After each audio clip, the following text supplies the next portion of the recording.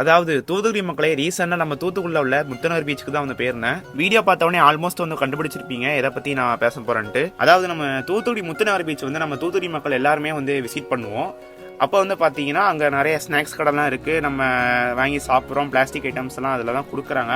அதாவது ஸ்நாக்ஸ் வந்து பிளாஸ்டிக் தட்டு அதே மாதிரி தான் கொடுக்குறாங்க. அதை சாப்பிட்டு என்ன செய்கிறாங்க அப்படின்னா அப்படியே வந்து அந்த மண்ணில் போட்டு போயிடுறாங்க. பீச் பண்ணல அது என்ன ஆகுதுன்னா காத்தடிச்சு அந்த காத்துல வந்து பிளாஸ்டிக் ஐட்டம்ஸ் லைட் வெயிட்டா இருக்கனால அப்படியே காத்தடிச்சு கடலுக்குள்ள போயிருது. இந்த வீடியோல உங்களுக்கு சரியா தெரியுதா இல்லையான்னு தெரியல. நான் வீடியோ எடுக்க போது வந்து பாத்தீங்கன்னா பிளாஸ்டிக் ஐட்டம்ஸ் எல்லாம் கடலுக்கு மேல மிதந்துட்டு இருந்துச்சு. இதுக்கு வந்து நான் தூத்துக்குடி மாநகராட்சி வந்து கண்டிப்பா குறை சொல்ல முடியாது. ஏன்னா இதுக்கு வந்து அவங்க கிளீன் பண்றதுக்கு ஆட்களும் வந்து போட்டிருக்காங்க. தப்பு யார் மேல வந்து பாத்தீங்கன்னா கடைசியா நம்ம மேலதான். ஏன்னா நம்ம வந்து குப்பையை கீழே போட்டுட்டு நம்ம வந்து இன்னொரு ஆள் மேல வந்து பழிய போட முடியாது. நீங்க சாப்பிட்டு கீழே போற குப்பையை நீங்க கீழே போடாம டஸ்ட்பின்ல எடுத்து கொண்டு போய் போட்டாலே போதும். இந்த குப்பை எல்லாத்தையும் டெய்லி நைட் கிளீன் பண்ணிடுறாங்க. அது எனக்கு தெரியும். இருந்தாலும் நம்ம போய் நம்ம குப்பைய டஸ்ட்பின்ல போடுறதுனால இந்த மாதிரி கடல்ல மதக்கிறத தவிர்க்கலாம்னு நினைக்கிறேன். அண்ட் உங்களோட கருத்து என்னன்ட்டு கண்டிப்பா மறக்காம மனசுல சொல்லிட்டு